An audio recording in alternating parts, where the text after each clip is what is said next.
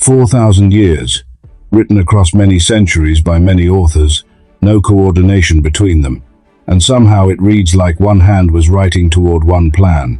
By the end of this, you'll see exactly how.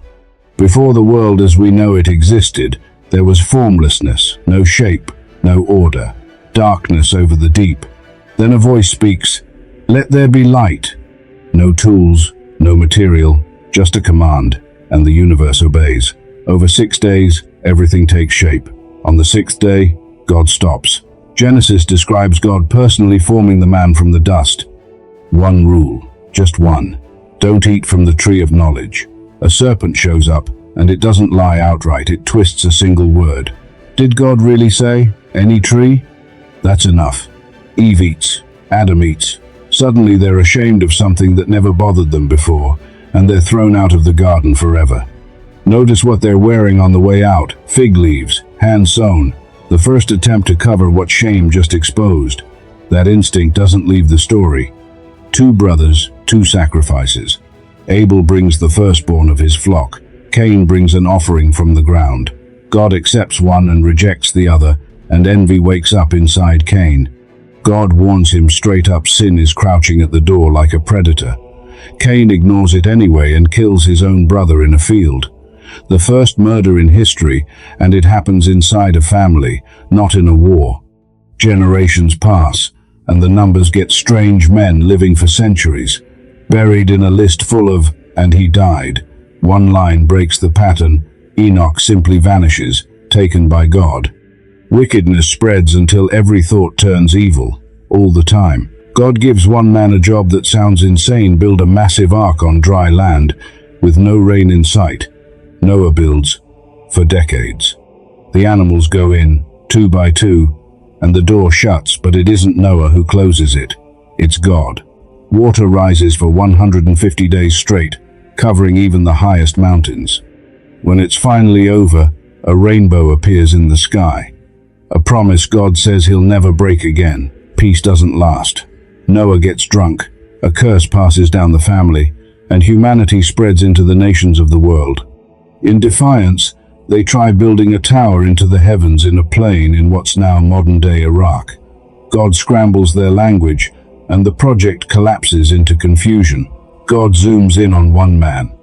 Abram, comfortable in a sophisticated city, gets a command with zero explanation: leave your country, your family, your father's house, and go to a land I'll show you later. No map, no destination, just go and trust. At 75, Abram does it, walking toward a promise that through him, every family on earth would one day be blessed. Every family, not one nation, all of them. Abram reaches Canaan, already full of people, and famine pushes him into Egypt, where fear makes him lie about his wife. He splits from his nephew Lot, who picks the easy land near Sodom. When enemy kings capture Lot, Abram rescues him. On the way back, a mysterious priest king, Melchizedek, blesses him, then disappears. No genealogy, no explanation. The text simply leaves him there, waiting 1,000 years to matter again. Sarai can't have children, so she offers her servant Hagar, and Ishmael is born. God says no. The promise comes through Sarah, at 90, who laughs when she hears it. Years later, God asks Abraham for the unthinkable, to offer up the son he waited decades for. Knife raised. At the last second, an angel stops him, and a ram appears caught in the bushes instead. A father, a son, and a substitute on a mountain. Read that again. Esau trades his birthright for a bowl of soup. Jacob, the schemer, later steals his brother's blessing too and runs for his life. Alone by a river at night, years afterward, a stranger grabs him and wrestles him until dawn. Jacob won't let go, even with a dislocated hip. That stranger renames him no longer Jacob the deceiver, but Israel, the one who wrestled with God and didn't lose.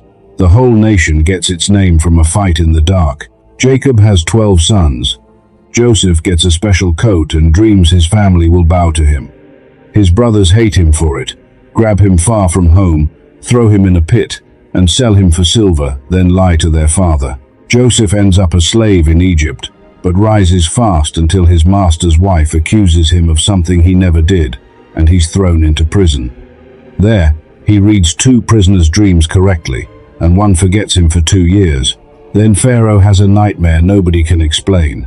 Someone finally remembers Joseph, and a forgotten prisoner becomes the second most powerful man in Egypt almost overnight. Every collapse in Joseph's life turns out to be a hallway, not a wall. Famine hits, and Joseph's brothers show up in Egypt begging for grain, not knowing the powerful man before them is the brother they sold. Joseph tests them, then breaks down and reveals himself.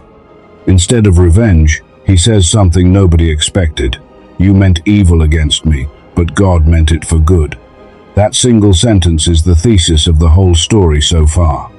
A new pharaoh takes the throne, one who never knew Joseph, and sees the growing Hebrew population as a threat. He orders every baby boy thrown into the Nile. One mother hides her son for 3 months, then sets him afloat in a basket. The pharaoh's daughter finds him and raises him as her own inside the very palace that ordered his death. 40 years later, Moses is herding sheep in the middle of nowhere when a bush catches fire and doesn't burn up. God speaks straight out of it, "Go back and free my people." Moses argues, stalls, and makes every excuse he can think of, but eventually goes anyway. Pharaoh refuses, again and again, so God sends plague after plague, blood in the Nile, frogs everywhere. Total darkness at noon. 9 times, Pharaoh says no. Then comes the 10th, the one that finally breaks him. Israelite families paint lamb's blood over their doorposts, and that night death moves through Egypt, taking every firstborn son except theirs. The Pharaoh lets them go about 600,000 men, according to the biblical account, along with their families, then chases them down to the Red Sea. Water in front, an army behind them. The sea splits in 2. They walk through on dry ground, and the water crashes back down on the soldiers chasing them.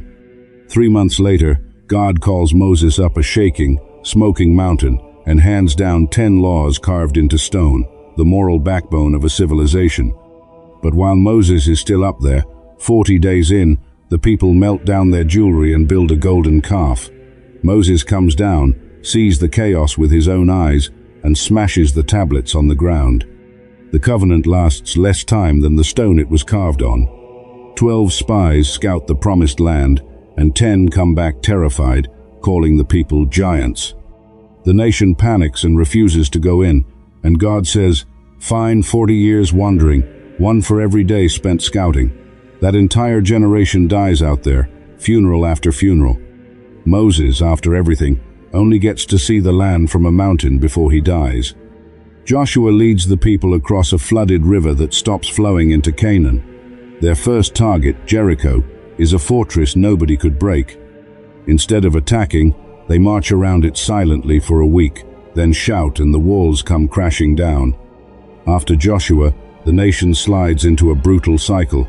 Sin, conquest, crying out, rescue by a judge, and sin again, a pattern that repeats for roughly 300 years. Tired of judges, the people demand a king, and God gives them Saul. He starts strong, then falls apart, so God picks a shepherd boy instead, David, who defeats the giant Goliath with a single stone. David becomes king, and God makes him a promise that echoes through the rest of the story: his throne will last forever. His son Solomon builds a golden temple and becomes the wisest, richest man alive, and still worships foreign gods by the time he's old. After Solomon dies, the kingdom splits, Israel to the north, Judah to the south, and both slide toward disaster, while prophets like Elijah and Isaiah keep warning them to turn back, almost unheard. In 722 BC, Assyria wipes the northern kingdom off the map. In 586 BC, Babylon marches in, burns Solomon's temple to the ground, and drags what's left of Judah into exile. In Babylon, Daniel gets thrown into a den of lions and walks out untouched. Decades later, Persia's King Cyrus conquers Babylon and lets the exiles go home, rebuilding the temple and later restoring Jerusalem's walls. Malachi, the last prophet, writes his final words around 430 BC. Then nothing follows, 400 years of silence, unfinished. Every promise, Every failed king, every sacrifice, was pointing forward to something unfinished. The Old Testament doesn't end with a period, it ends with a comma. And if that comma has been sitting there for 400 years, waiting for what comes next, the next video is where it gets answered. I'd bet you already want to know.